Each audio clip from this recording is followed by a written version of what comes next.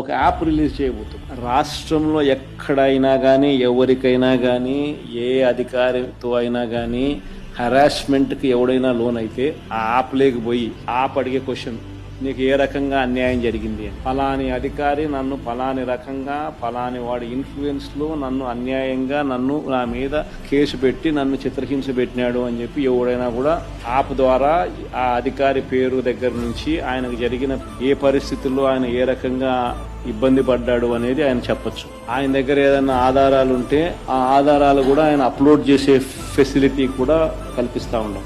Automatically ఆ complaint మన digital లైబ్రరీలోకి వచ్చేస్తుంది. రేపొద్దున మనం ముఖ్యమంత్రి అయిన తర్వాత ఆ డిజిటల్ లైబ్రరీ మనం ఓపెన్ చేస్తాం. అవి ఓపెన్ చేసి ఎవడెవడైతే మన కార్యకర్తలను అన్యాయం చేసిన వాళ్ళందరినీ కూడా చట్టం ముందర ఏ రకంగా నిలబెట్టానో ఆ రకంగా నిలబెట్టించి అందరినీ కూడా సినిమా చూపించే కార్యక్రమం ఉంటుంది.